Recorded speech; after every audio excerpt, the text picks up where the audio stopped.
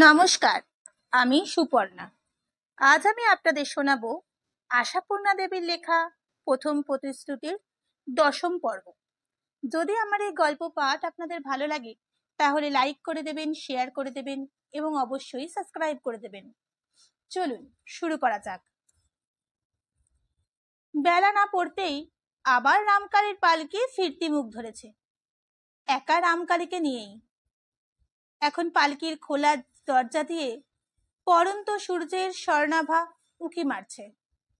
শেষ ফাগুনের উড়ু উড়ু বাতাস যেন দুষ্টু শিশুর মতো মাঝে মাঝে ঝুপ করে ঢুকে পড়ে একটা টু দিয়ে যাচ্ছে। আকাশে বাতাসে গাছে পাতায় সর্বত্র একটা আলো ঝলকানো শানো আনন্দের আবেশ। কিন্তু প্রকৃতির এই মধুর রূপে মন দেবার মতো মন এখন নেই রামকালীর। কি একটা দুরন্ত ক্ষোভে মনটা যেন হাহাকার করছে। মনে হচ্ছে কোথায় যেন মস্ত একটা হার হয়ে গেছে তার। ভদ্রতা বোধহীন নীলাম্বর বাণুজ্যের কাছে কি পরাজয় করেছে রামকালীর? মেয়ে নিয়ে আসতে পারেনি এই ক্ষোভেই মন এখন অস্থির। কিন্তু প্রকৃত ঘটনা তো তা নয়। নীলাম্বর তো ভদ্রতার চূড়ান্ত দেখিয়েছেন। মেয়ে নিতে এসেছেন। এই প্রস্তাব তোলা মাত্রই নীলাম্বর অমায়িক হাস্যে বলেছেন, বিলক্ষণ, এ তো অতি উত্তম কথা। আপনার কন্যা আপনি নিয়ে যাবেন, যতদিন ইচ্ছে রাখবেন, এতে আমার কি বলার আছে? ওরে কে আছিস, পঞ্জিকাটা একেবারে নিয়ে আয় তো। রামকালী বলেছিলেন, পঞ্জিকা আমি রেখেই এসেছি। আগামীকাল সর্বশুদ্ধা ত্রয়োদশী, বারো ভালো, কালই নিয়ে যাব। রাত্রিবাস না করে উপায় থাকছে না, কাজেই গ্রামে কোনো ব্রাহ্মণ বাড়িতে শয়নের একটু ব্যবস্থা করে দিন। কিন্তু অনুগ্রহ করে কোনো আহারাদির আয়োজন করতে যাবেন না। বেহারাদের জলপানির ব্যবস্থা ওদের সঙ্গেই আছে। নীলাম্বর মেয়েদের ভঙ্গিতে গালে হাত দিয়ে বলে উঠেছিলেন, বলেন কি বেয়াই মশাই, আমার এত বড় বাড়ি, এত বড় ঘর দালান থাকতে আপনি অন্যত্র। রামকালী গম্ভীর হাস্যে থামিয়ে দিয়েছিলেন। বেয়াই মশাই, কি হিন্দু বাঙালির লোকাচার বিস্তৃত হচ্ছেন? জামাতা গৃহে রাত্রিবাস কি লোকাচার সম্মত? নীলাম্বর হাসির সঙ্গে একটি হ্যাঁ হ্যাঁ শব্দ করে বলেছিলেন, তা অবশ্য, তা অবশ্য। কিন্তু আপনার কন্যা সন্তান জন্মের পর তো আর এ জেদ রাখতে পারবেন না। রামকালী আরো গম্ভীর হয়ে বলেছিলেন, সন্তান নয়, পুত্র সন্তান। কিন্তু সুদূর ভবিষ্যতের আলোচনায় বৃথা সময় অপচয়ের দরকার কি? এখন কন্যার সঙ্গে একবার সাক্ষাতের ব্যবস্থা করুন। বিলক্ষণ, এর আবার ব্যবস্থা কি? ওরে সদু, তোদের বউকে একবার মাঝের ঘরে নিয়ে আয়, বেয়াই মশাই একবার দেখবেন। তবে নীলাম্বরের ব্যবহারে খুঁত কোথায়? এর চাইতে ভদ্র ব্যবহার আর কি আশা করা যায়? কত বাড়িতে তো বউয়ের বাপ ভাই এলে বাইরে থেকেই জলপান খাইয়ে বিদায় দেওয়া হয়, মেয়ের সঙ্গে দেখা করতে দেওয়া হয় না। তাছাড়া অনেক বাড়িতে বহু সাধ্য সাধনার যদি বা মেয়ের দর্শন মেলে, সঙ্গে একজন পাহারা থাকে। সেই জায়গায় কিনা চাওয়া মাত্রই পাওয়া। রামকালীর তো কৃতার্থ হয়ে যাওয়া উচিত। কিন্তু আশ্চর্য মানুষের মন। রামকালীর মনে হলো নীলাম্বরের ওই সদু না কাকে ডেকে হুকুম দেওয়া, ওটা যেন তাচ্ছিল্য প্রকাশের একটা চরম অভিব্যক্তি। ওই সুরটার মধ্যে এই কথাগুলো এই ঠিক খাপ খেত। ওরে কে আছিস, এক মুঠো ভিক্ষে দিয়ে যা তো, ভিখারিটা চেঁচাচ্ছে। নিজেকে গ্লানিযুক্ত আর সমস্ত পরিবেশটা অসুচি মনে হলো রামকালীর। কিন্তু উপায় কি? জামাইয়ের বন্ধু সেই ছেলেটা উঠোনের দরজা ধরে দাঁড়িয়ে রয়েছে দেখা যাচ্ছে। নিজে সে গেল কোন দিকে? এদিক ওদিক তাকালেন, হদিশ পেলেন না। সদুকে? ছেলে না মেয়ে? কর্তার তো শুনেছি মেয়ে নেই। এক ঝাঁক ভাবনার মাঝখানে হঠাৎ বোধ করি সেই মাঝের ঘরের দরজার শিকলটা নড়ে উঠল। নীলাম্বর কোমরের কষি গুজতে গুজতে উঠলেন। ভিতরে ঢুকে কি বললেন কি করলেন ঈশ্বর জানেন। তারপর বেরিয়ে এসে ডাক দিলেন, আসুন বেয়াই মশাই। রামকালী ভিতরে ঢুকলেন। দেখলেন একটা অন্ধকার অন্ধকার ঘরের মধ্যে একটা চৌকির ধারে এক গলা ঘোমটা ঢাকা দিয়ে একটি বালিকা মূর্তি। পরনের শাড়িখানা জমকালো। বোধ করি পিতৃ সন্নিধানে আসার উপলক্ষে তাকে খানিকটা সাজিয়ে ফেলা হয়েছে। ঘরের বাইরে একটি কম বয়সী মেয়ে দাঁড়িয়ে, মাথায় ঘোমটা কম। রামকালী এসে ঢুকতেই মেয়েটি তাড়াতাড়ি তার পায়ের ধুলো নিয়ে খাটো গলায় বলল, ওই যে কথাবার্তা কন। তারপরে আরো খাটা গলায় হঠাৎ, মেয়ে নিয়ে যাবেন বলেই টুক করে পাশের একটা দরজা দিয়ে কোথায় ঢুকে গেল। কিন্তু ওর ওই অস্ফুট কথাটা পরিপাক করবার আগেই আর একটা চাপা অথচ তীব্র কথা কানে এলো তার, বউকে একলা রেখে চলে এলি যে বড়। বাহ, আমি আবার সঙ্গের পুতুলের মতন কি দাঁড়িয়ে থাকবো? লজ্জা করে না? উত্তরে এর এই কথাটুকুও কানে এলো। তারপর আবার সেই তীব্র স্বর, ওরে আমার লজ্জাউলি লজ্জাবতী, একলা হয়ে এখন বাপের কাছে সাতখান করে লাগাক। এর উত্তর আর কানে এলো না রামকালী। কিন্তু ইতিপূর্বে তিক্ত মন কি একরকম বিকল হয়ে বিস্বাদ হয়ে গেল। কন্যা সন্দর্শনে প্রথম আনন্দটাই শিথিল হয়ে গেল। সেই অবকাশে গুণ্ঠনবর্তী সত্য নিতান্ত নীরবে বাপকে একটি প্রণাম করল। প্রণাম করে যথারীতি পায়ের ধুলো মাথায় বুলোতেও ভুলে গেল না। কিন্তু রামকালী সহসা এমন বিচলিত হলেন কেন? সত্যর এই আচরণে বুকের ভিতরটা হাহাকার করে উঠল তার কেন? যে হাহাকার এখনো থামতে পারছে না এই স্থিতপ্রজ্ঞ মানুষটাও। রামকালী কি আশা করেছিলেন তার সেই সত্য অবিকল তেমনই আছে? বাপকে দেখেই ছুটে এসে ঢিপ করে একটা প্রণাম ঠুকে গিন্নিদের মতো বলে উঠবে, কি বাবা, এতদিনে মেয়েটার মনে পড়লো? ধন্যি বলি বাপের প্রাণ, এতদিনে একবার দেখতে আসার ইচ্ছে হলো না মেয়েটা মরলো কি বাঁচলো? যাই ভাগ্যিস পুণ্যি পিসির বিয়েটা লেগেছিল, তাই না? অথবা এইটি কি মনে করেছিলেন সত্য আর আগের সত্য নেই, একেবারে বদলে গেছে, তাই প্রত্যাশিত হৃদয়ের অপেক্ষা করছিলেন দেখা মাত্রই ঝাঁপিয়ে এসে পিতৃবক্ষে আশ্রয় নিয়ে নিঃশব্দে কেঁদে ভাসাবে সে। আর তার সেই অবিরল অশ্রুধারায় রামকালীর জ্বালা করা বুকটা ঠান্ডা হয়ে যাবে। কিন্তু এই ইচ্ছে তো রামকালীর হবার কথা নয়। আবেগ প্রবণতা তো রামকালীর সম্পূর্ণ রুচি বিরুদ্ধ। মন কেমন করা বা অনেকদিন পরে দেখা হওয়া ইত্যাদি উপলক্ষ করে বউ কাঁদছে কাটছে দেখলে ভুরু কুচকে ওঠে তার। স্বয়ং রামকালী দুহিতাই যদি সেই খেলোয়াড় সস্তা পদ্ধতিতে আবেগ প্রকাশ করে বসে, রামকালী অসন্তুষ্ট হবেন নাকি? বহু বিচিত্র উপাদানে গড়া মানব মন কখন কি চায় বলা বড় শক্ত। কি চায় সে নিজেই বুঝতে পারে না। শুধু এক এক সময় একান্ত বেদনায় বলে, এ কি হলো, এ তো আমি চাইনি। তাই চির অবিচলিত রামকালী হঠাৎ আজ নিজের মেয়ের এই শান্ত সভ্য বধূমূর্তি দেখে বিচলিত হয়ে ভাবলেন, এ কি হলো? কথা জোগায়নি রামকালীর। মৃদু গম্ভীর কণ্ঠ থেকে শুধু একটু কুশল প্রশ্ন উচ্চারিত হয়েছিল, ভালো আছো তো? সত্য তেমনি মাথা নিচু করে বলেছিল, হ্যাঁ বাবা, বাড়ির সব খবর মঙ্গল। ঠাকুমা পিসি ঠাকুমার দল থেকে শুরু করে বাগদি ভিটা পর্যন্ত বাড়ির প্রত্যেকটি সদস্যের নাম করে কেমন আছে জিজ্ঞাসা করলো না সত্য, শুধু জিজ্ঞাসা করলো, বাড়ির সব মঙ্গল? আশ্চর্য আশ্চর্য, শ্বশুর ঘরে এলে কি এমনি করে মেয়েরা তাদের আজন্মের আশ্রয়কে তাদের ধুলো মাটির গড়া খেলার ঘরের মতোই ভেঙে ফেলে, মন থেকে মুছে ফেলে? তাই শকুন্তলাকে আর কোনো দিন কর্ণমুনির আশ্রমে দেখা যায়নি। জনক রাজার ঘরে সীতাকে মহাকবিদের মহৎ লেখনীয় এই অমোঘ নিয়মকে সহজ সত্য বলেই মেনে নিয়েছিল। তাই সে লেখনী নির্মম ঔদাসীন্য শুধু সামনের দিকেই এগিয়ে চলেছে, পিছু ফিরে তাকায়নি।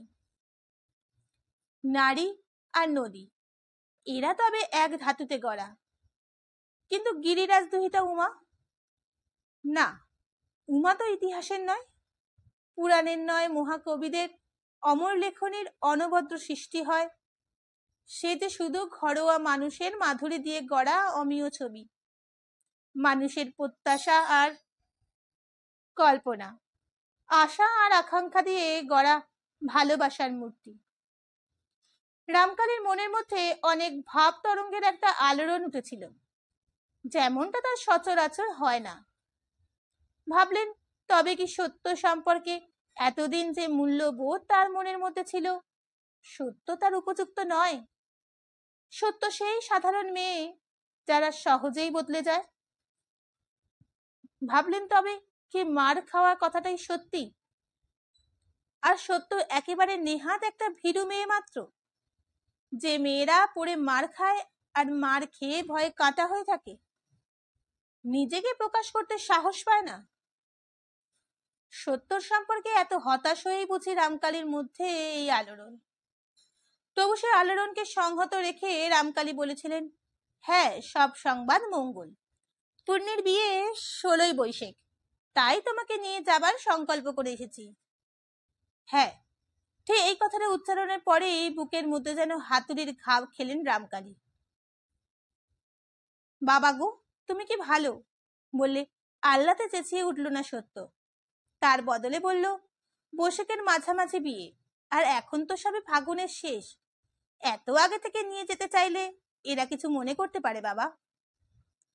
রামকালী সুগভীর একটা নিঃশ্বাস গোপন করে বলেছিল, ওরা অমত করেনি, সে ওদের ভদ্রতাই। কিন্তু বাবা, আমাদেরও তো একটা বিবেচনা করা দরকার, এদের অসুবিধায় ফেলে। তোমার তাহলে এখন যাওয়ার মত নেই? আর একটা নিঃশ্বাস গোপন করতে হয় রামকালীকে। সত্য এবার মুখ তুলে তাকায়, সোজাসুজি একেবারে বাপের চোখের দিকেই। বাহারি শাড়ির ঘোমটাটা খসে পিঠের উপর পড়ে যায়, তাই সত্যর সেই বাগনামানা কোকড়া চুলের ঘেরা মুখটা সবটাই স্পষ্ট দেখতে পাওয়া যায়।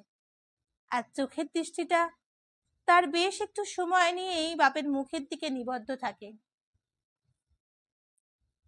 তারপর চোখ নামিয়ে নিয়ে খসে পড়া আঁচলটা মাথায় তুলতে তুলতে উত্তর দেয় সত্য, তা কার্যক্ষেত্রে মন নেই বলতে হয় বই কি। ঠাকুরুনের শরীর স্বাস্থ্য ভালো নয়, একা ননদের ঘাড়ে সমস্ত সংসার। রামকালী ঈষৎ বিস্মিত প্রশ্ন বলেন, ননদ? নবকুমারের ভগিনী আছে নাকি? সহোদর বোন নন, তবে সহোদরের বাড়া বাবা, পিস্তুত ননদ, ওই যে যিনি তোমাকে এই ঘরে এনে পৌঁছে দিলেন। ও, ননদ প্রসঙ্গে ইতি টেনে রামকালী বলেন, যাবার যখন উপায় নেই তখন আর কি করার আছে, অতএব রাত্রে আমার আর এই গ্রামে অবস্থান করারও প্রয়োজন দেখি না, এখনই রওনা দেব। তার আগে একটা প্রশ্ন তোমায় করছি, তুমি তো লেখাপড়া কিছু শিখেছিলে, পত্রাদিও পড়তে পারো মনে হয়, এই চিঠিটা পড়ে মানে বুঝতে পারবে? জামার পকেট থেকে চিঠিটা বার করেন রামকালী। চিঠিখানা কিন্তু সত্য তাড়াতাড়ি হাত বাড়িয়ে নেয় না, মৃদু স্বরে বলে, কার পত্তর? সেটাই তো আমার জানা নেই, তুমি হয়তো জানতে পারবে। অতঃপর চিঠিটা হাতে নিয়ে কয়েক ছত্র পড়ে সত্য ঈশ্বর জানে ঘোমটার মধ্যে তার মুখের চেহারা কেমন হয়ে ওঠে, কিন্তু গলাটা তো ঠিকই থাকে। ঠিকঠাক শান্ত গলায় বলে ওঠে সে, এত বড় একটা জ্ঞানবান বিচক্ষণ ব্যক্তি হয়ে বুঝতে পারলে না বাবা, এ কোনো শত্রুরের কাজ। এমন কে শত্রুর আছে তোমাদের? তা কে জানে বাবা, অনেক শত্রুর তো উপরে ভালো মানুষ সেজেও থাকে। চিঠিটা সব না পড়লেই বাবার হাতে ফিরিয়ে দিয়েছিল সত্য। রামকালী সেটা ফের পকেটে পুরে দীর্ঘ নিঃশ্বাস গোপন না করেই বলেছিলেন, তাহলে এখানে তোমার কষ্টের কোনো কারণ নেই, তোমার সম্বন্ধে দুশ্চিন্তা করবারও কিছু নেই আমার। ঈশ্বর মঙ্গল করলেন। তাহলে এই কথাই বলে সান্ত্বনা দিতে পারবো তোমার মাকে? মা? সত্য একটু চমকে বলে, এই পত্রের বিষয় মা জানে? না, তিনি অবশ্য জানেন না কিছু। রামকালী ঈষৎ হাসির মতো করে বলেন, তবে মেয়ে মেয়ে করে একটু উতলা হয়েছেন তো। যাক, তোমার প্রতি যে কোনো দুর্ব্যবহার হয় না, এটাই শান্তির বিষয়। আর বিশ্বাস করব তুমি ঠিক কথাই বলছো। সত্য আর একবার তেমনই মুখ তুলে তাকায়। এবার যেন ভয়ঙ্কর একটা অভিমানের ছায়া ভৎসনার মতো ফুটে ওঠে সেই চোখে। তারপর চোখ নামে, মৃদু আর দৃঢ় কণ্ঠে বলে, সত্য, পেতল কাঁসার ঘটিটা বাটিটাও একত্রে থাকলে মধ্যে মধ্যে ঠোকাঠুকি লাগে বাবা। আর এ তো জলজান্ত মানুষ, একেবারে ঠোকাঠুকি লাগে না, লাগবে না, এ কি কথা কি জোর করে বলা যায়? তবে এটুকু বিশ্বাস মেয়ের প্রতি রেখো বাবা, কোনো অন্যায় সে করবেও না, সইবেও না। তারপর রামকালী চলে এসেছিলেন। সত্য আর এক দফা প্রণাম করেছিল, কিন্তু এখানেই তো ইতি নয়। মেয়েকে না নিয়ে যে চললেন বেয়াইমশাই, এই প্রশ্নের উত্তর দিতে হয়েছিল রামকালীকে। আর মিথ্যে কথা বানিয়ে বলতে না পারার জন্য বিদ্রুপ হাস্যরঞ্জিত বিস্ময় প্রশ্ন শুনতে হয়েছিল। সত্য শ্বশুর সেই তার মেয়েলি ভঙ্গি গালে হাত দিয়ে বলেছিলেন, বলেন কি বেয়াইমশাই, মেয়ে বাপের ঘর যেতে চায় না? এই যে বড় তাজ্জব কথা শোনালেন দেখছি। নিজের জন্যও ততটা নয়। রামকালের মনে হয়েছিল কুকুরের কামড় হাঁটুর নিচে, কিন্তু সত্যর শ্বশুর সম্পর্কে যে তার এই প্রবাদটা সহজে মনে আসতে পারল, এটাও তো কম গ্লানির কথা নয়। আশ্চর্য, ওদের ব্যবহারে বিনয় আর সৌজন্য প্রকাশের ঘটা তো কম ছিল না। তবু কেন রামকালী ওদের স্থূল অমার্জিত মনে হয়েছিল? জামাইটা অবশ্য নেহাত বোকা বোকা, প্রকৃতি কেমন কে জানে। তা সেই তো মাত্র একবার দেখা দিয়েই উধাও হয়ে গেল।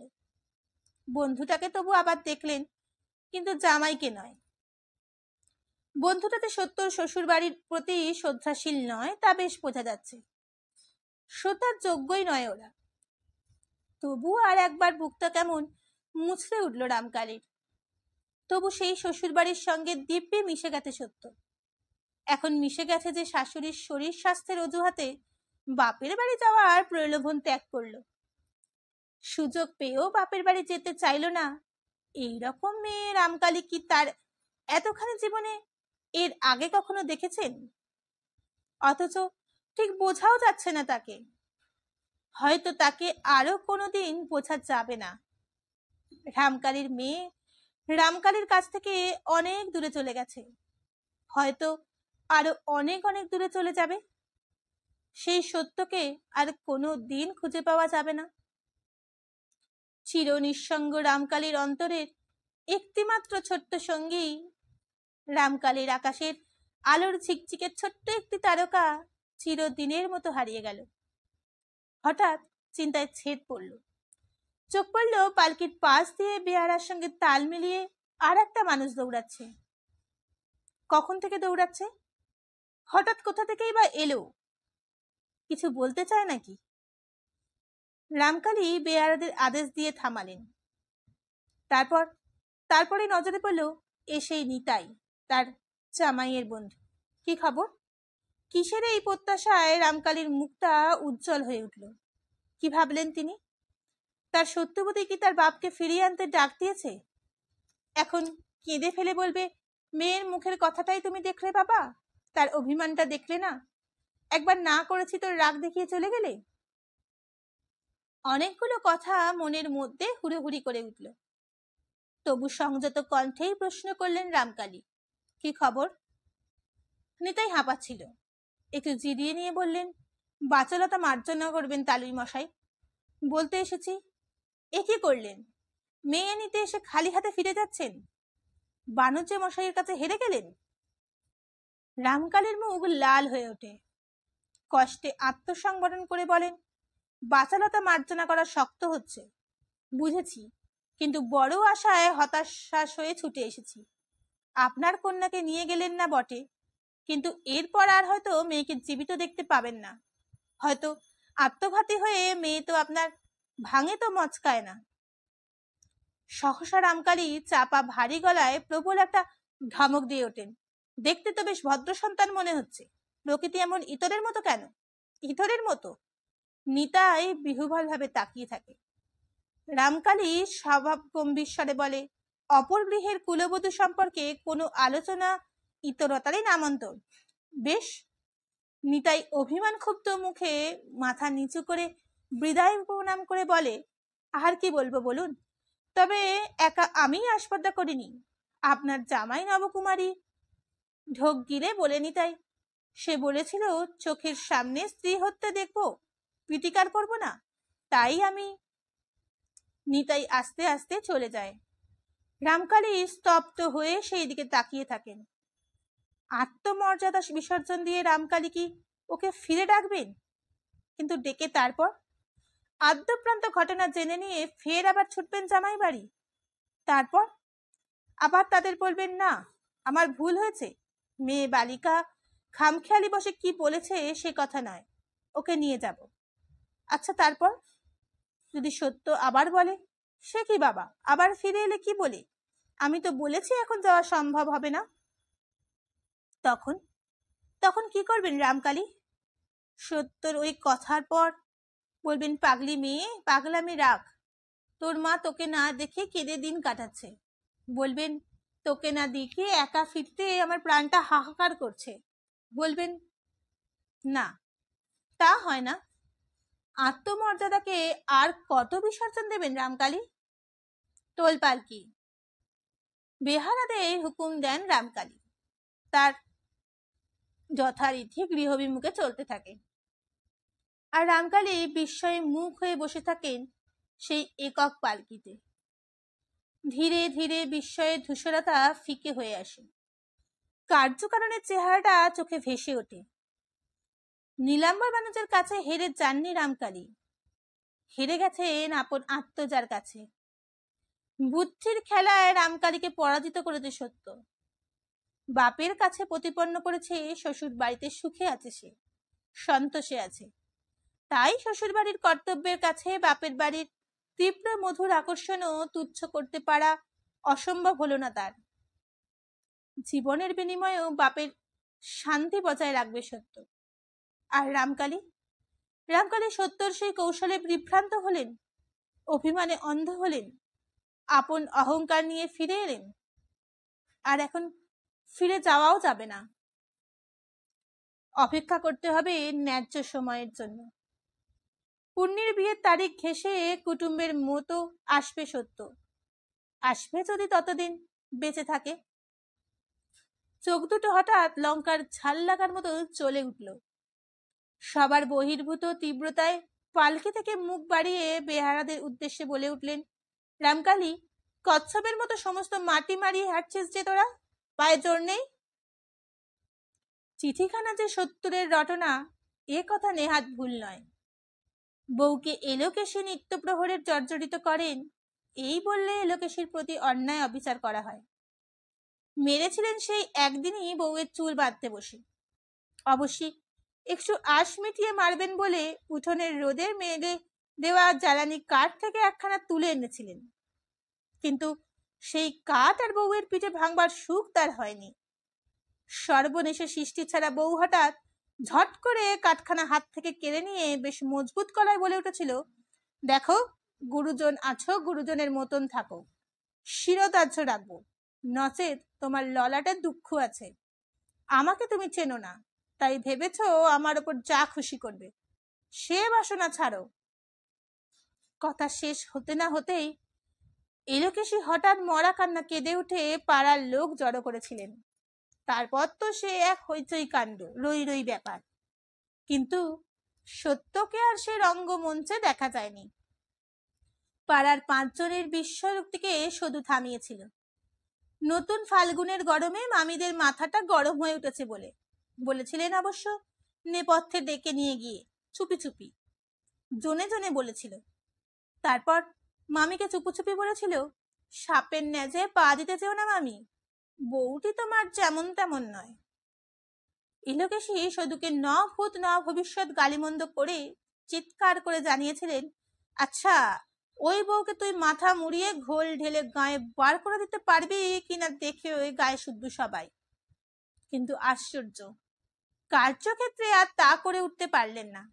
এই কথার পিঠে বউ সদুকে উদ্দেশ্য করে বেশ স্পষ্ট গলায় বলে দিয়েছিলেন, ঘরের বউকে মাথায় ঘোল ঢেলে গায়ে বার করে দিলে যদি গায়ের কাছে তোমাদের মুখ উজ্জ্বল হয়, তো তা করতে বলো ঠাকুরজি তোমার মামিকে। তবে বিবেচনা করে দেখতে বলো, তা করলে কার গায়ে ধুলো দেবে লোকে। এলোকেশী তেড়ে এসে বলেছিল, তবে আয়, তোকে আজ কেটে রক্তঙ্গ করে দিয়ে ফাঁসি যাই। উহ, বউ মানুষের এত কথা। সত্য নিঃশব্দে রান্নাঘরের দাওয়া থেকে মাছ কাটার বড় বটিটা তুলে এনে এলোকেশীর দিকে বাড়িয়ে দিয়ে বলেছিল, তবে তাই করো। তখন তো আর আমি দেখতে আসবো না কার মুখটা পুড়ল।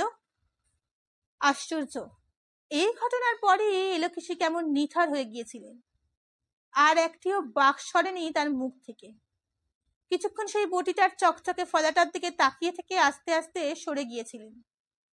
আর তদ অব্দি তর্জন গর্জনের পথ থেকে সরে এসে বাক্যলাপ বন্ধের পথ ধরে চলেছিলেন এলোকেশী, এবং তলে তলে ক্রমাগত নীলাম্বরকে মন্ত্রণা দিচ্ছিলেন বউয়ের গয়নাগাটি সব কেড়ে নিয়ে কোনো ছলছুতোয় বাপের বাড়ি পাঠিয়ে দিতে। একবার পাঠিয়ে দিতে পারলে জীবনে আর ওই সর্বনেশে জাহাবাজ মেয়েকে ফিরিয়ে নিয়ে আসছেন না। কিন্তু ছলছুতো খুঁজতে খুঁজতে দিন গড়িয়ে যাচ্ছিল। হঠাৎ এমনি সময় রামকালীর আবির্ভাব। হাতে চাঁদ পেয়েছিলেন এলোকেশী, এবং নিশ্চিত ঠিক করে ফেলেছিলেন এই সূত্রে বউকে জন্মের শোধ বিদায় দেবেন। কারণ ইত্যবসরে আরেকটি মেয়ে এলোকেশীর দেখা হয়ে গেছে, বয়স 7-8, ধরন ধারণ খুবই নিরীহ। সর্বোপরি তার বাপ প্রতিশ্রুতি দিয়েছে চীনে সোনার গহনার মেয়ে সর্বাঙ্গ মুড়ে দেবে। ওই মহামন্ত্রটি স্বামীকে অনবরত জপিয়েছে এলোকেশী। অতএব এক কথায় রাজি হয়েছিলেন নীলাম্বর বউ পাঠাতে। স্বপ্নেও ধারণা করতে পারেনি বউ নিজেই বেঁকে বসবে। রামকালী চলে যেতে এলোকেশী পতির প্রতি জ্বলন্ত কটাক্ষ করে বললেন, বুঝলে বুঝলে কত বড় জাহাবাজ ধরিবাজ মেয়ে, বলিনি তোমায় আমি? ও মেয়ে হারে ভেলকি খেলে। নীলাম্বর বললেন, দেখছি বটে, তাহলে বলো ওই বউ নিয়ে ঘর করতে হবে আমায়? একে তো ওই লক্ষ্মী ছাড়ির সদিকে দিয়ে হারে হারে জ্বলছি, তার সঙ্গে আবার ওই বউ। আর দুটিতে মিল কত। আর ওই জন্যই বউকে কুলোর বাতাস দিয়ে বিদায় করতে চাই। আর আর একটা কথা চুপি চুপি বলছিলেন এলোকেশী, এখনো ঘরে দিইনি, তাই ওই ছক্কা পাঞ্জা বউ যে স্বামীকে হাতে পাবে সেই তো একেবারে নয় করে নেবে। আর কি আমার নবু আমার থাকবে? তার থেকে আমার বকুল ফুলের ওই দেওর ছিটা হাবা গোবার মতন আছে। কিন্তু বিয়াই যখন চলে গেলেন তখন কিন্তু আর নীলাম্বরের এ কথা বলতে পারলেন না। ভালো চান্ত মেয়ে নিয়ে যান মশাই, নইলে কুলোর বাতাস দিয়ে বার করে দেব। নীলাম্বরের একটা ত্রুটি আছে, বুকের পাটাটা তার যতই থাক মুখের জোরটা কম। এলোকেশী গালে মুখে ছড়িয়ে বললেন, কি বলবো ব্যয় বেটা ছেলে, তার সঙ্গে তো আর আমার কথা কওয়া সাজে না। নইলে একবার দেখে দিতাম সে বা কত বড় ঘুঘু, আর ওই বাপসোয়াগী বেটি বা কত বড় হারামজাদি। বউয়ের সঙ্গে কথা বন্ধ ছিল, সে পণ করে রাখতে পারলেন না এলোকেশী। সত্য যেখানে বসে পান ছাড়ছিল সেখানে তেড়ে গিয়ে বললেন, বাপ নিতে এসেছিল গেলি না যে বড়। সত্য একবার চোখ তুলে চোখ নামিয়ে পান মোড়ায় মন দিল। কি কথার উত্তর দিলি না যে বড়? গেলি না কেন বাপের সঙ্গে পিসির বিয়েতে? সত্য মৃদু গম্ভীর ভাবে বলে, বিয়ে তো এখনো দেরি। তা বাপ তো আদিক্ষেতা করে নিতে এসেছিল। বাবার কথায় ওরকম অচ্ছেদ্যা করে কথা কইবেন না, বলে মোড়া পানগুলো টাপড়ে ভরে ফিচে ন্যাগড়ায় ঢাকা দিয়ে ধীর মন্তর গতিতে উঠে কুলিঙ্গিতে তুলে রাখে সত্য। এলোকেশীর রাগে দিশাহারা বোধ করি আরো কোনো কথা খুঁজে না পেয়েই বললেন, সর্বনাশী লক্ষ্মী ছাড়ি, কি ভেবেছিস তুই বাপের ঘরে যাবি না চিরকাল আমার বুকে বসে দড়ি ওপরাবি? সত্য একবার ফিরে তাকিয়ে শাশুড়ির দিকে একটা অন্তর্ভেদী দৃষ্টি নিক্ষেপ করে বলে, সর্বনাশীকে যখন কুলো ডালা দিয়ে বরণ করে ঘরে এনেছো তখন চিরকাল আর বোঝা বইতে হবে বই কি। নবকুমার খবরটা পেল ভগ্নদূতের কাছে। নিতাই বলে গেছে, তোর শ্বশুর আমাকে শুধু ভস্য করতে বাকি রেখেছে। কিন্তু নিতাইয়ের কথাগুলো নবকুমার গায়ে মাখল না। নির্যাতিত ধর্মপত্নীকে নির্যাতন থেকে উদ্ধার করবার সাধু সংকল্প নিয়ে নবকুমার অসম সাহসিক কাজ করেছিল। কিন্তু রামকালী ফিরে যাবার পর হঠাৎ নিজের মনের দিকে তাকিয়ে তার বিস্ময়ে হাঁ হয়ে গেল নবকুমার। আশ্চর্য, সত্যবতীর যাওয়া হলো না দেখে তার মনের মধ্যে যেন একটা পুলকের ঢেউ উঠলে উঠছে। নবকুমার এ রহস্যের কিনা করতে পারল না। কিন্তু নবকুমারের জন্য যে আরো কি অদ্ভুত রহস্য তোলা ছিল তা কি সে দণ্ড খানেক আগেও ভেবেছিল? রাত খুব বেশি নয়, সন্ধে রাত্রির। এলোকে সে যথারীতি বিছানায় গিয়ে আশ্রয় নিয়েছেন, আর নীলাম্বর যথারীতি রাত সফরে বেরিয়েছেন। শুধু রান্নাঘরে কাঠের দেলকোয় উপর মাটির প্রদীপ বসিয়ে রান্না করছে। নবকুমার বাড়ি ফিরেই সন্তর্পণে অন্ধকার দালানে পার হচ্ছিল। হঠাৎ পাশের ঘরের দরজার কাছ থেকে একটা চাপা মৃদু অথচ দৃঢ় গলায় কে বলে উঠল, একটু দাঁড়াতে হবে। নিজের কানকে বিশ্বাস করতে পারেন না নবকুমার। দাঁড়িয়েছে পরে সেটা আদেশ পালনার্থে নয়, চলৎ শক্তি হারিয়ে গেলে বললেই পরে। এই কণ্ঠস্বর তার বাপের নয়, মার নয়, সদুর নয়। অতএব বাড়িতে আর কে আছে? নবকুমারের অন্ধকারে কেউ কাউকে স্পষ্ট দেখতে পায় না, শুধু গলাটাই শোনা যায়। নিত্যানন্দপুরে চিঠি পাঠিয়েছিলে কে?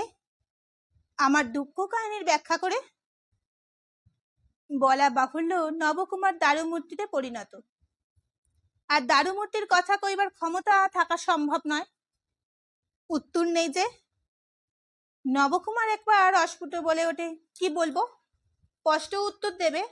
আমার বাপকে চিঠি দিয়েছিলে কে? এই কণ্ঠের প্রশ্নে নিরুত্তর থাকা নবকুমারের সাধ্যতীত। কষ্টে বলে, আমার সঙ্গে কথা কইছ? কে কমনে দেখে ফেলবে? আচ্ছা, সে চিনতে আমার। কথাটার উত্তর ফাঁকি না দিয়ে হক জবাব দাও।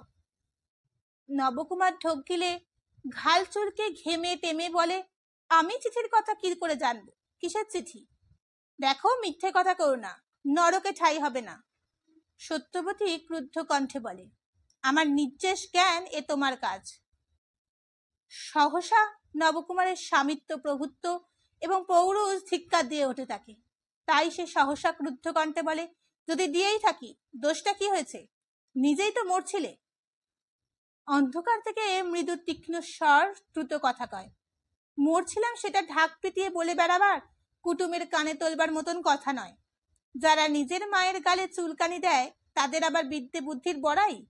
ঘর শত্রুর বিভীষণকে ত্রিজগতের লোক ছিচিকার করছে বই ধন্যি ধন্যি করেনি, এই বুঝে কাজ করো। ঘরের অন্ধকারের মধ্যে মিলিয়ে যায় দরজার দাঁড়ানো মূর্তিটার আভাস। কণ্ঠস্বরের অনুরণনটুকুও বাতাসে মিলিয়ে যায়। অথচ নবকুমার ন যৌন ন তৌস্থ অবস্থায় সেখানেই দাঁড়িয়ে থাকে। প্রথম পত্নীর সম্ভাষণের যে বহুবিধ রোমাঞ্চময় এবং আবেগময় মধুর কল্পনা নবকুমারের লাজুক হৃদয় এতদিন করে লালন করে এসেছিল, তার উপর কে যেন একটা কালির দোয়াত উপর করে দিয়ে গেছে। স্ত্রীর সঙ্গে জীবনের প্রথম বাক্য বিনিময় এইভাবেই শেষ হয় নবকুমারের। সত্তর বেহাপনার কথা জানতে আর বাকি থাকে না কারোর এ তল্লাটি। বাপ নিতে এসেছিল, শ্বশুর শাশুড়ি এ কথার মতো দিয়েও ছিল, অথচ সত্য যায়নি, নিজে ফিরিয়ে দিয়েছে বাপকে। এই অভাবনীয় সংবাদটা যেন খড়ের চালে আগুন লাগার মতো ছড়িয়ে পড়ল এ পাড়া থেকে ও পাড়া। পাড়ার অন্য বউরা ভাবলো বাণুজ্য বাড়ির বউটার নানা নিন্দেবাদ শুনেছি, এতদিনে তার মানে পাওয়া গেল, বউটা পাগল। আহা বেচারা নবকুমার, বেআইয়ের বিষয়ে লোভে বাপ কিনা একটা পাগল বউয়ের গলায় চাপিয়েছে ছেলেকে। তা সত্য সম্পর্কে এ ধরনের আলোচনা আরো একবার হয়ে গেছে ইতিপূর্বে। সত্যর বাপের বাড়ির দেশেই হয়েছে।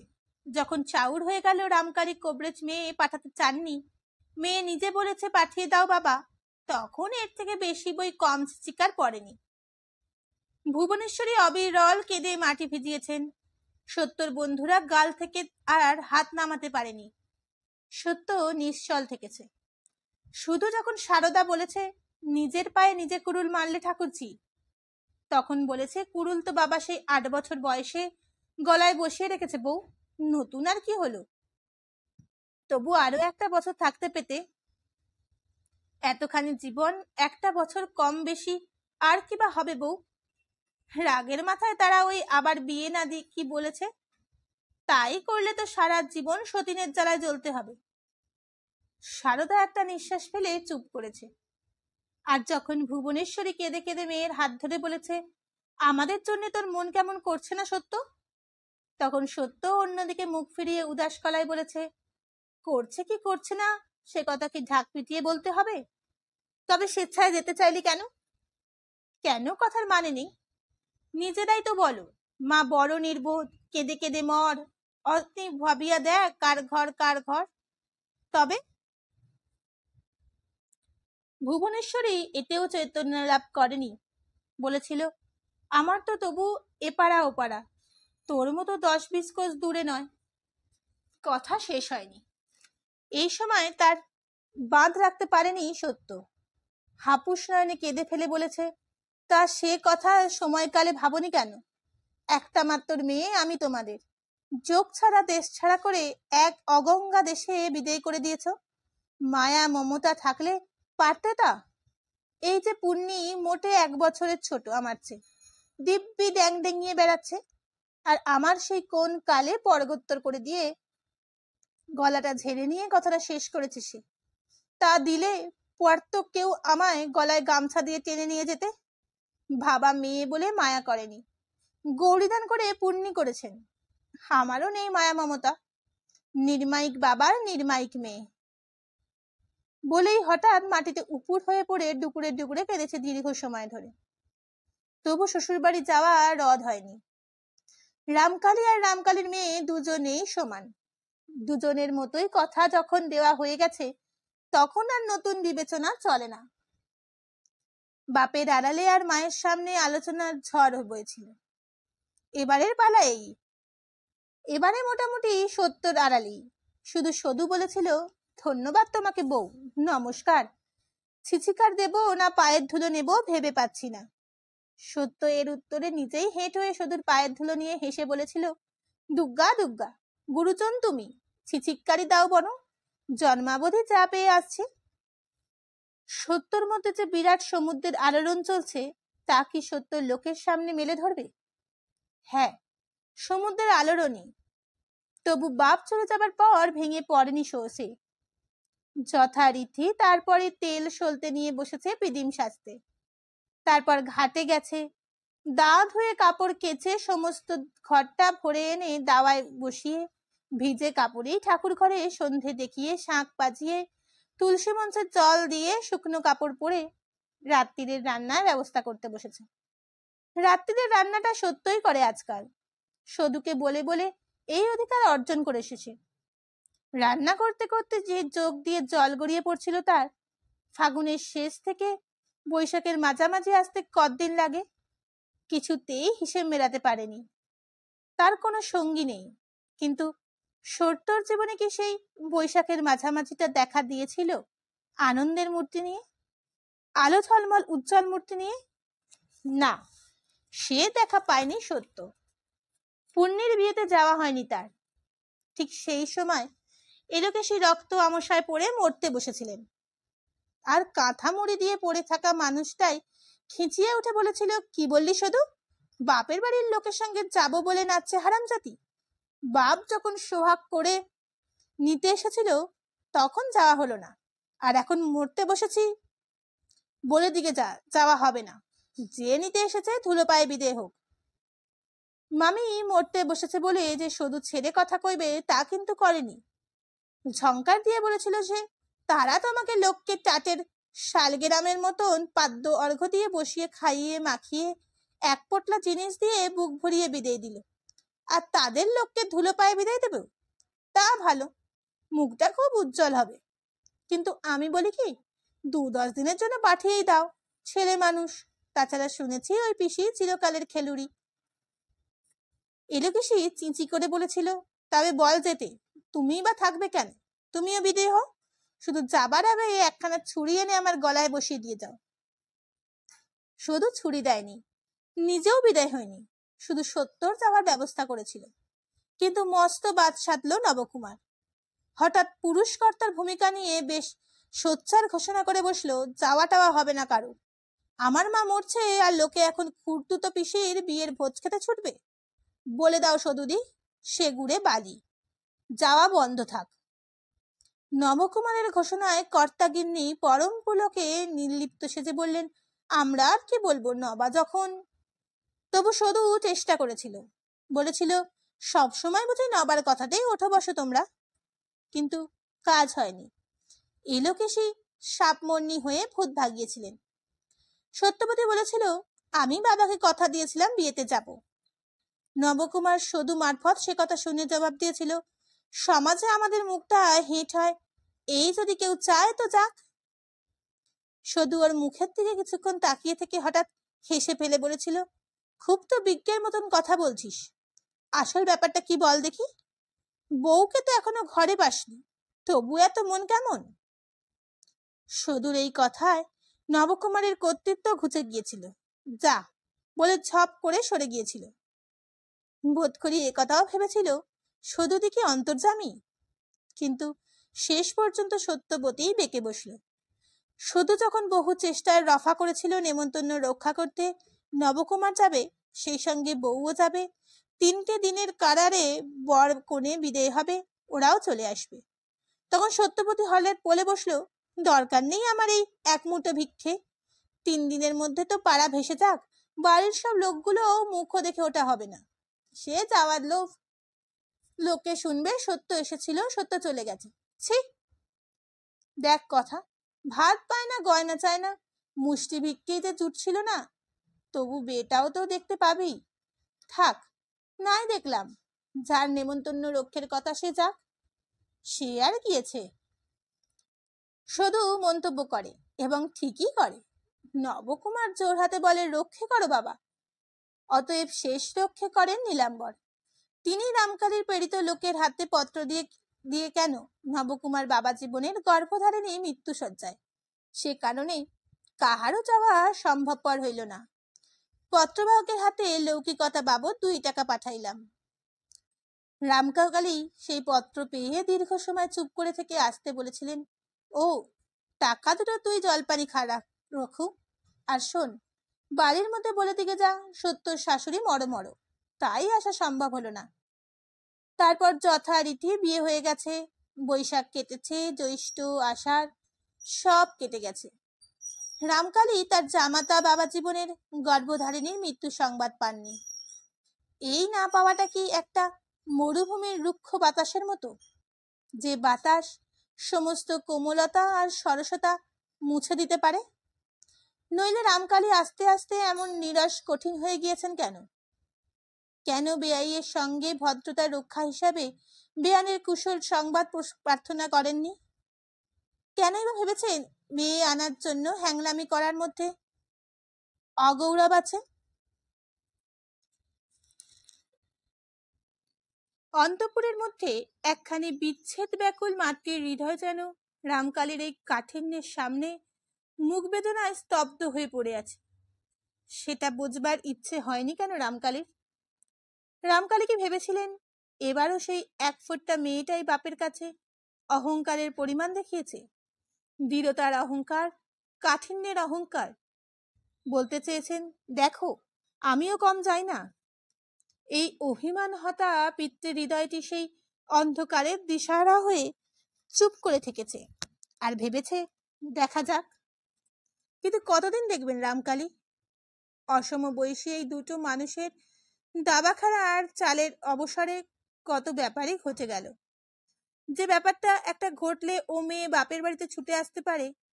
কিন্তু বলা তো চাই, মেয়ের বাপ গলায় বস্ত্র দিয়ে আবার আর্জি পেশ করবে, তবে তো। তা করছে না রামকালী। অতএব আরো একবার বর্ষা, শরৎ, শীত, বসন্ত পার হয়ে গেল নিজস্ব নিয়মে। নীলাম্বর বানুচের নিত্য নিয়মে সন্ধ্যা, গায়ত্রী, আহ্নিক পুজো ইত্যাদি সেরে গৃহ দেবতা নারায়ণশিলার প্রসাদী বাতাস দুখানি মুখে দিয়ে জল খেয়ে হাঁক দিলেন, শুধু আজ আমার জল খাবার গোছাস নে, শরীরটা তেমন ভালো নেই। শুধু 2টি চাল ভাজায় তেমন নুন মাখছিল মামার জন্যে। ঘরে ক্ষীরের তক্তি আছে, আছে নারকেলের কোয়া, ওতেই হবে। আজকাল আর রাত্রে বেশি কিছু খান না নীলাম্বর। মামার কথায় বেরিয়ে এসে বলে শুধু, কেন, শরীরে আবার তোমার কি হলো মামা? কি জানি, তেমন খিদে নেই। বলে যথারীতি বেনিয়ানটি গায়ে এঁটে চাদর কাঁধে ফেলে নিত্য নৈমিত্যের রাত চড়তে বেরিয়ে যান নীলাম্বর। সত্যবতী ঘর থেকে বেরিয়ে এসে বলে, শরীর খারাপ যদি ঠাকুর আবার এই রাত বিরেতে বেরোলেন কেন ঠাকুরজি? শুধু হাসি চেপে বলে, কেন বেরোলেন? তুই জিজ্ঞাসা করলেই পারতিস বউ। শোনো কথা, আমি কথা কই। ও তা বটে, বলে শুধু মুখ টিপে হাসি হাসে। শুধু হতাশ, শুধুর হাত চেপে ধরে সন্দিগ্ধ স্বরে বলে, আচ্ছা ঠাকুরজি, ঠাকুর বেড়াতে বেরোলেই তুমি এমন হাসো কেন বলো তো? কোথায় যান? শুধু অমায়িক মুখে বলে, ওমা, হাসি আবার কখন? যান বোধহয় দাবা পাশার আড্ডায়। তার শরীর খারাপ হলেও যেতে হবে? ঝড় বৃষ্টি বজ্রপাত কোনো মতেই কমাই চলবে না? বারণ করতে পারো না তোমরা? বারণ? ও বাবা, ও আকর্ষণ জমের আকর্ষণের বাড়া। বলে আর একবার হাসি চাপে শুধু। আমি ঠাকুরের সঙ্গে কথা কইলে ঠাকুরেরও এই মারাত্মক নেশা ছাড়িয়ে দিতাম। তা সেই চেষ্টাই করিস না? নিজে বলতে না পারিস পরকে দিয়ে বলাস? সে উপযুক্ত ছেলে, বাপের এই বদ নেশা যদি ছাড়াতে পারে। শুধু এবার হাসি চাপে না, হাসে। কথাটাতে সত্যর মনে লাগলো তা নয়, বরং সদুর কথার মধ্যে যে একটা প্রচ্ছন্ন কৌতুকের আভাস পেল।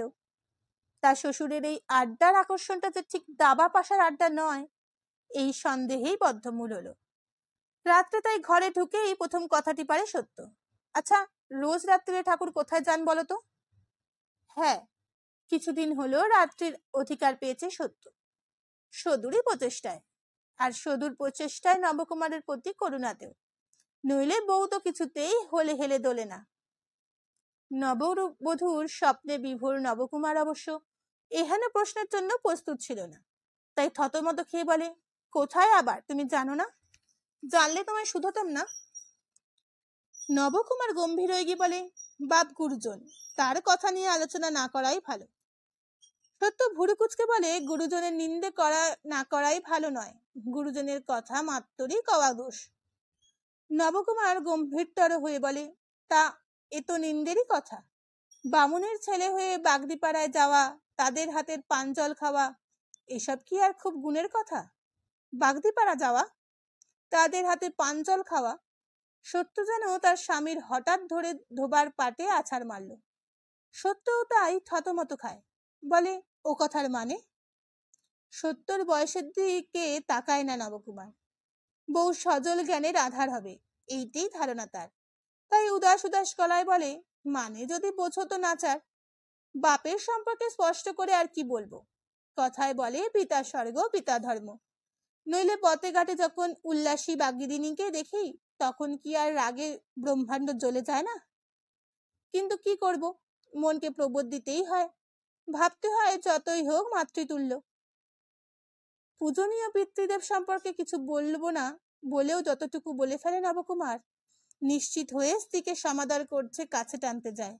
কিন্তু এ কি? নিত্যকার প্রফুল্ল প্রতিমা সহসা প্রস্তর প্রতিমায় পরিণত হলো কেন? সত্যিই সত্য সর্বশরীর যেন পাথরের মতো কঠিন হয়ে উঠছে। আর সেই শরীরের মধ্যেকার মনটা, সেই মনটাও কি কাঠ হয়ে উঠল অজানিত একটা ভয়ে? হ্যাঁ, ভয়ই। অনেক দিন আগে বালিকা সত্য নিঃশঙ্ক চিত্তে যেমন ভয়ে কাঠ হয়ে গিয়েছিল কাটোয়ার বউ শঙ্করীর এক অজানা অন্ধকার লোকের বার্তা শুনে, তেমনই ভয়। কিন্তু সেদিন ছিল শুধুই অন্ধকার, শুধুই ভয়।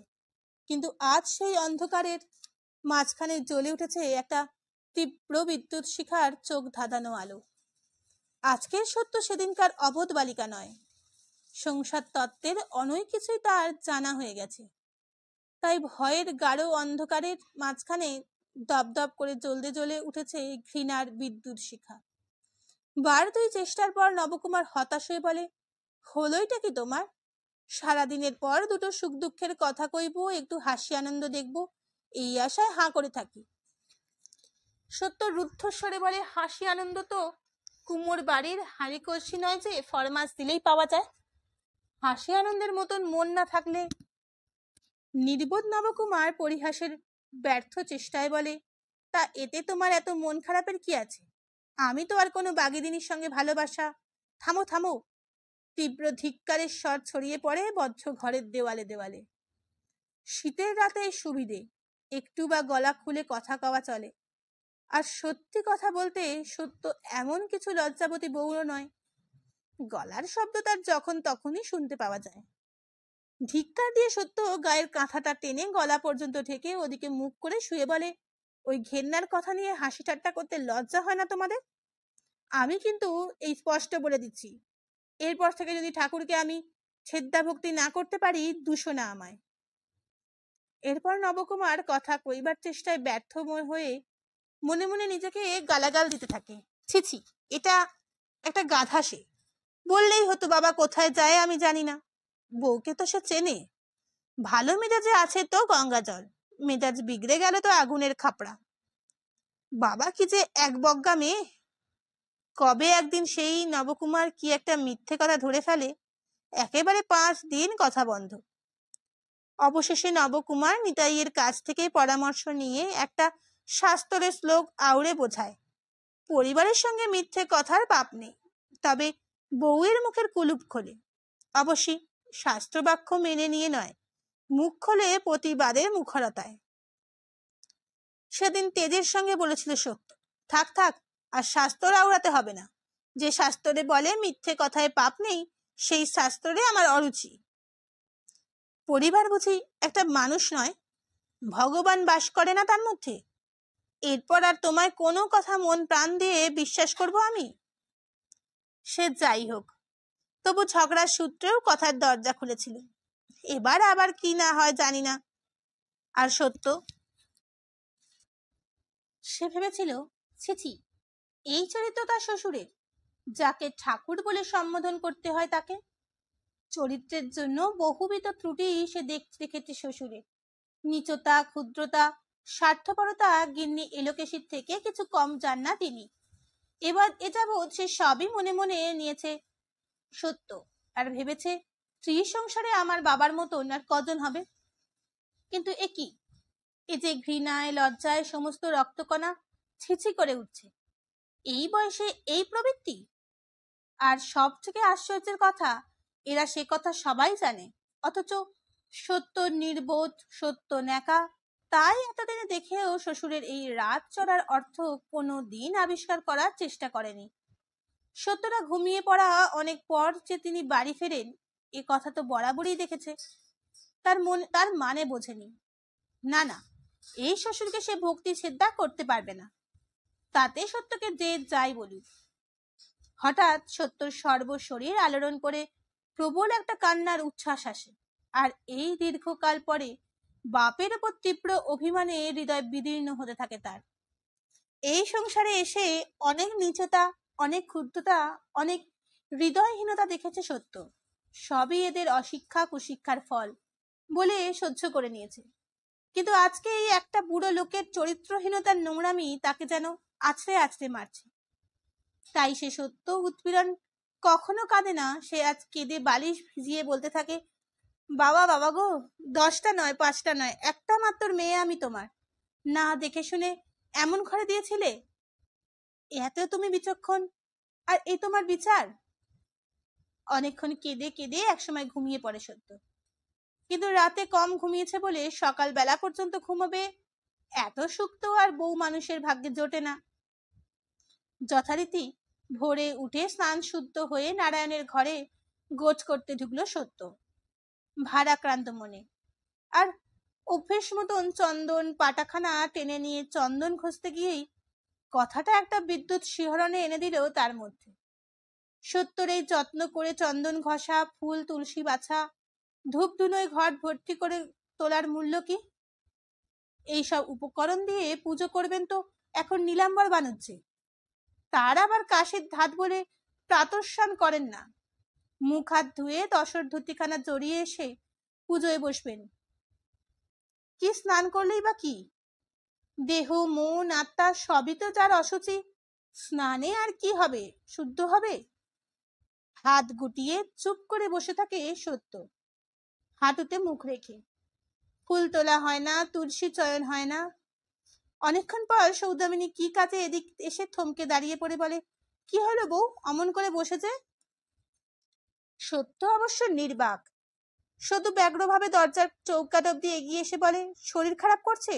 সত্য মাথা নাড়ে। তবে বাপের বাড়ির জন্য মন তোলা হচ্ছে বুঝি? সত্যি কত কাল হয়ে গেল। সত্য হঠাৎ উঠে দাঁড়িয়ে বলে ওঠে, বাপের বাড়ির জন্য মন উতলা হতে কখনো দেখেছো ঠাকুরজি, তাই বলছো? শুধু তার বড় ননদ, তবু এটুকু প্রশ্রয় তার কাছে আছে। শুধু হেসে ফেলে বলে, তা দেখিনি বটে, তাহলে বরের সঙ্গে কোদল? বকো না ঠাকুরজি, অত তুচ্ছ ব্যাপারে তোমাদের বউ হারে না। আমার মন ভালো নেই, আজ থেকে পুজোর ঘরের কাজ আমি আর করব না। শুধু হঠাৎ এই অভাবিত ঘোষণায় স্তম্ভিত হয়ে বলে, সে কি কথা বউ? ওই কথা ঠাকুরজি, গুরুজনের কথায় বলতে কিছু চাই নেই, কিন্তু ঠাকুর এসে পুজোর আসনে বসবেন মনে করে পুজোর গোছ করার প্রবৃত্তি আমার মনে আর আমার হচ্ছে যাচ্ছে। শুধু ভয়ের চোটে নিজের মুখখানাতেই একটা হাত চাপা দিয়ে আস্তে আস্তে বলে, ও কি কথা সর্বনেশে কথা বউ, মামির কানে গেলে আস্ত থাকবি? সত্য মুখটা ফিরিয়ে শুকনো গলায় বলে, এই সংসারে আর আস্ত থাকবার বাসনা আমার নেই ঠাকুরজি। শুধু প্রমোদ গণে, এ আবার কি কথা রে বাবা? এর মূল কারণ যে সত্যর কালকের সেই শ্বশুর সম্পর্কিত প্রশ্ন, তাতে আর সন্দেহ নেই। বোধ করি প্রশ্নের উত্তর তার জানা হয়ে গেছে, কিন্তু তার সঙ্গে এই রণমূর্তির সঠিক সম্বন্ধ অনুমান করতে পারে না সদু। পারবারও কথা নয়, সদুর অনেক বয়স হয়েছে, এসব ব্যাপার তার কাছে কিছুই নয়। আশেপাশে অহরহ দেখতে দেখতে হাড় মাস কালি, কাজেই নিজের স্বামী পুত্র ব্যতীত আর কারোর চরিত্রহীনতায় যে এত বিচলিত হওয়া সম্ভব, এ সদুর বোধের বাইরে। কিন্তু অন্য বিষয়ে শুধু বুদ্ধিমতী, তাই এ কথা নিয়ে বেশি বাজাবাজি না করে বলে, আচ্ছা বেশ, আমি চট করে চানটা সেরে এসে দিচ্ছি গুছিয়ে, তুমি চলে এসো। রাগ করো না ঠাকুরজি, আমার মন কিছুতেই নিচ্ছে না, তাই তোমায় কি কি কাজ আছে দেখিয়ে দাও, আমি করছি। বলে সত্যি পুজোর ঘর থেকে বেরিয়ে আসে সত্য। কিন্তু পুজোর ঘরের তুলসী চন্দনের দায় না হয় শুধু সামলালো, বধূ যোজনিচিত আর যে একটা কাজ রয়েছে সকালবেলায়, সে দায়কে সামলাবে। সকালবেলায় জল মুখ দেবার আগে শ্বশুর শাশুড়ির পদবন্দনা সত্যর নিত্য কর্মপদ্ধতির একটি অঙ্গ। এলোকে সে শিখিয়েছেন সদু মারফত। সত্য অবশ্য সেই শিক্ষা মেনে চলেছে এ যাবৎ, কিন্তু আজ সত্য ভয়ানক এক দুঃসাহসিক সংকল্প।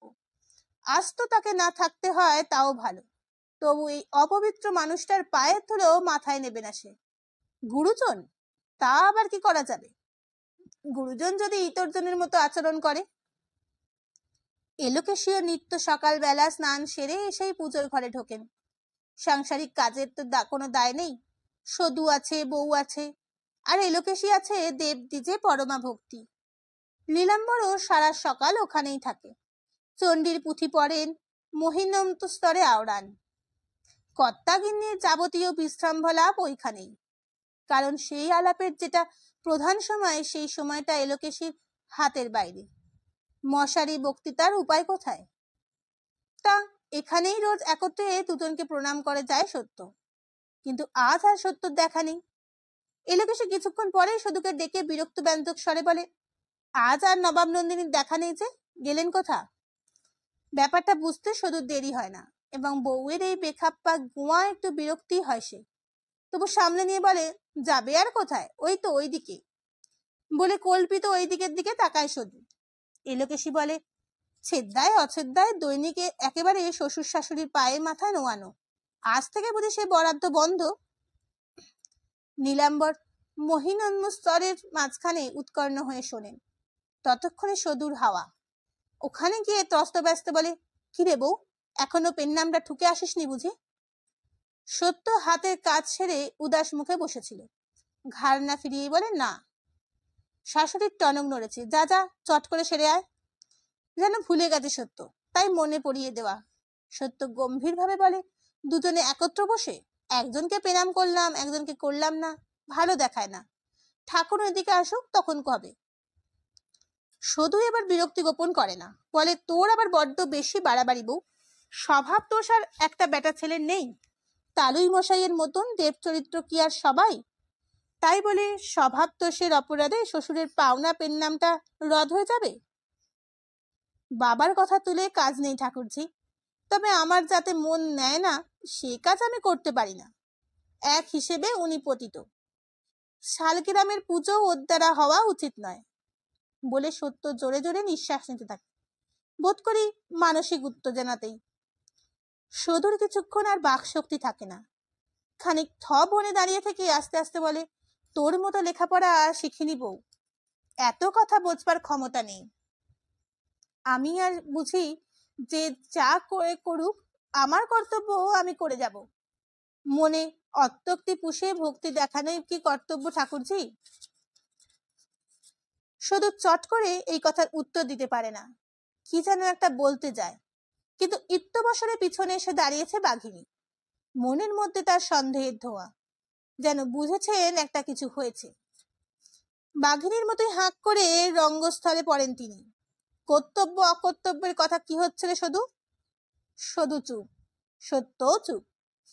এলোকেশী ফের প্রশ্ন করেন, মুখে কথা নেই কেন? কি সলা পরামর্শ হচ্ছিল দুজনে শুনি? তুই শুধু আমার খাবি পড়বি আর আমারই বউ ভাঙাবি? কবে বিদায় হবি তুই আমার সংসার থেকে? কথাটা নতুন নয়, এটাই এলোকেশীর কথার মাত্রা।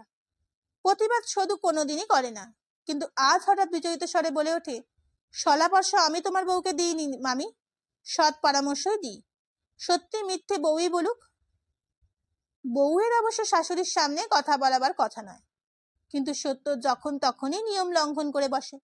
তাই আজও ফস করে বলে, সে কথা হাজারবার সত্যি, ঠাকুরজি আমায় সৎ পরামর্শই দিতে এসেছিল, কিন্তু সে পরামর্শ আমার মনে ন্যায্য বলে মনে ধরলে তুমি এদিকে এসেছো, ভালোই হয়েছে বলে সত্য মুহূর্তে হাত বাড়িয়ে শাশুড়ির পায়ের ধুলো মাথায় নিয়ে বলে, যতই চা হোক তুমি সতীলক্ষ্মী।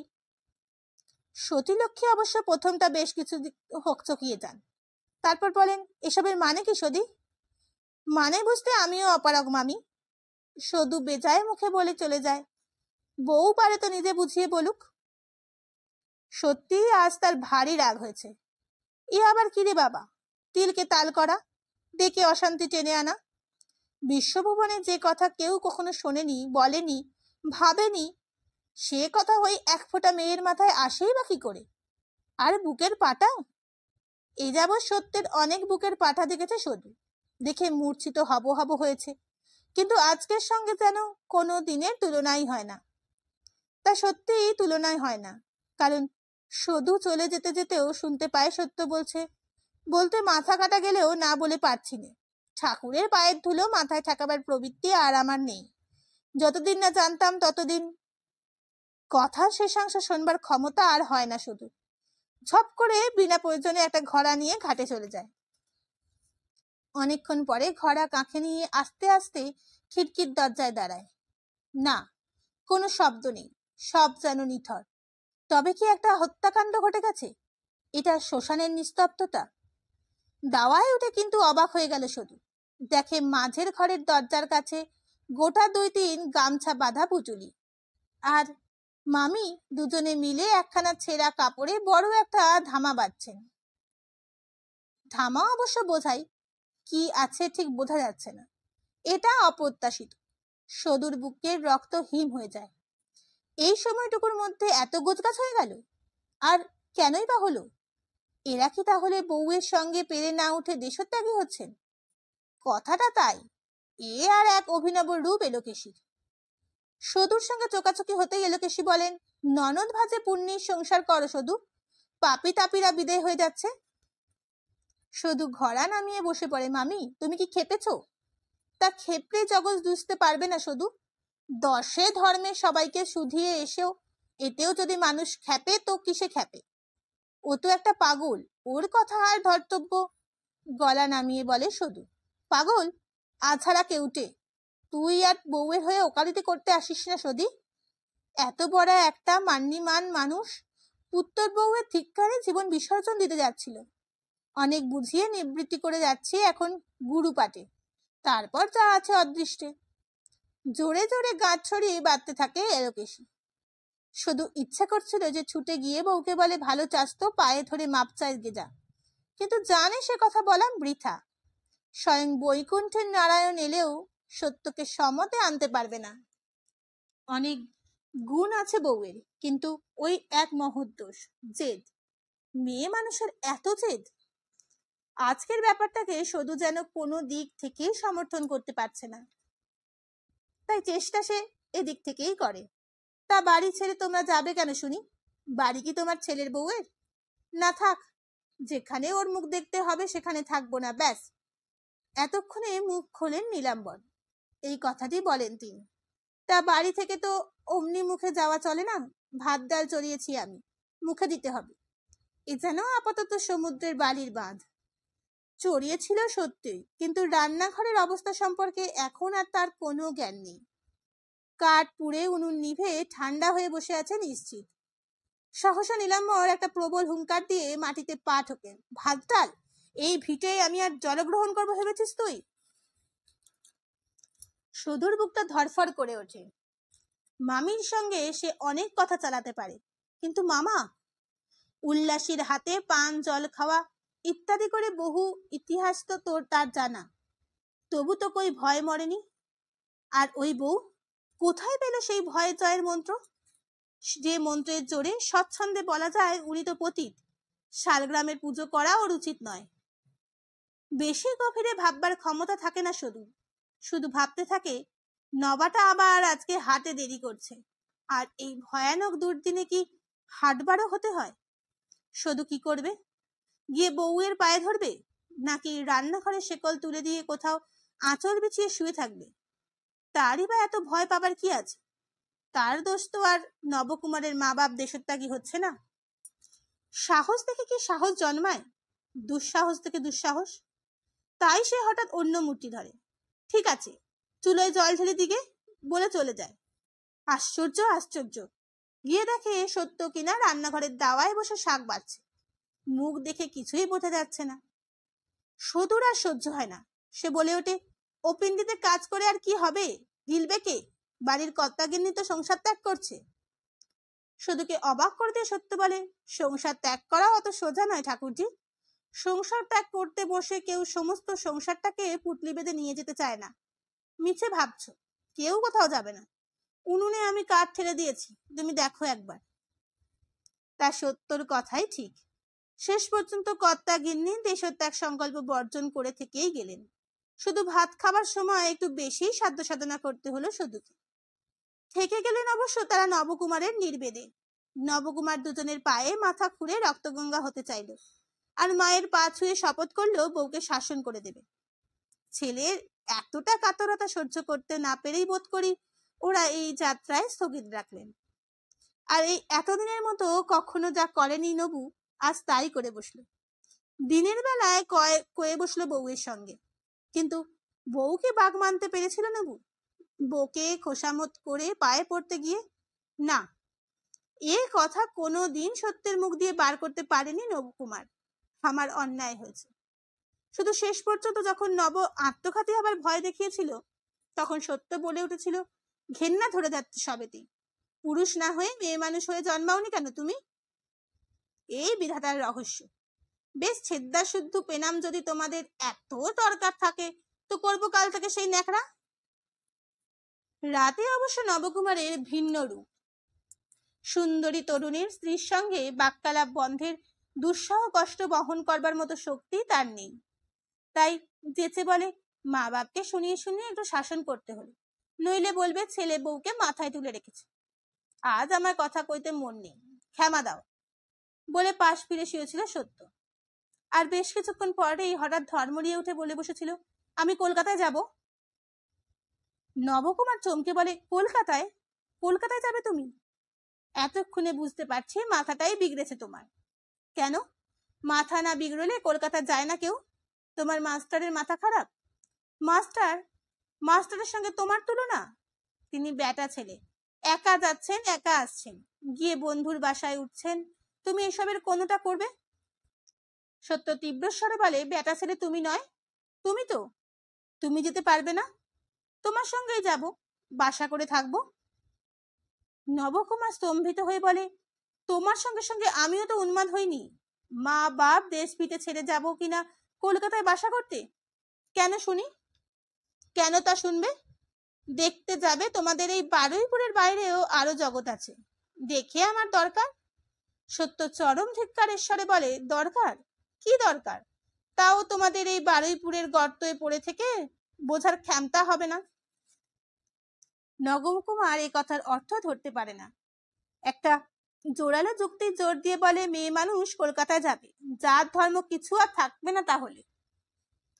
সত্য গম্ভীর স্বরে বলে, ঠাকুরের যদি এখনো জাত থেকে থাকে, শালগ্রাম নাড়ার অধিকার থেকে থাকে, তো আমরাও কলকাতায় গিয়ে জাতের হানি হবে না। আবার সেই এক কথা, পুরুষের আড়াই পা বাড়ালেই শুদ্ধ, মেয়ে মানুষের তাই হবে? চামড়া দেওয়ার কলের জল খেতে হবে তা জানো? খেতে হলে খাবো, সেখানেও আরো 10 জন ব্রাহ্মণ সজ্জনের যা গতি হচ্ছে তাই হবে। কেন, হালদার বাড়ির মেয়ে ছেলে যায়নি কলকাতায়? বউ নিয়ে যায়নি? তা মরা বউ কি আর শ্মশান থেকে তুলে নিয়ে যাবে?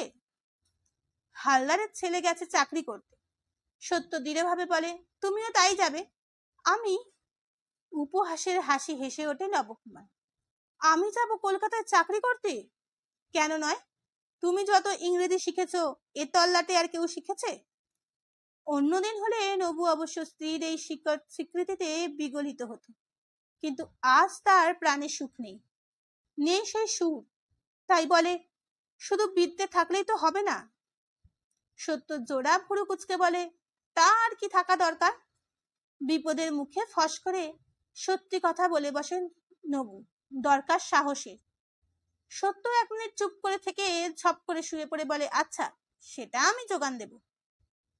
কিন্তু এত বড় আশ্বাসেও কি বিশেষ কাজ হলো? হলো না। নবকুমার ক্রুদ্ধ প্রশ্ন করল, পরের চাকরি করতে যাবই বা কেন? ঘরে আমার ভাতের অভাব? দেখে শুনে চালাতে পারলে পায়ের ওপর পা দিয়ে বসে কাটিয়ে দিতে পারি, তা জানো? কি জন্যে করবো দাসত্ব? সত্য গম্ভীরভাবে উত্তর দিল, বসে খাবো এই বাসনা খোঁচাবার শিক্ষা পেতে যাওয়া দরকার। চলল অনেক কথা কাটাকাটি, আর বহুক্ষণ কথা কাটাকাটি করে নবকুমার এই কথাই ব্যক্ত করলো, আমার দ্বারা হবে না, এই স্পষ্ট বলে দিচ্ছি।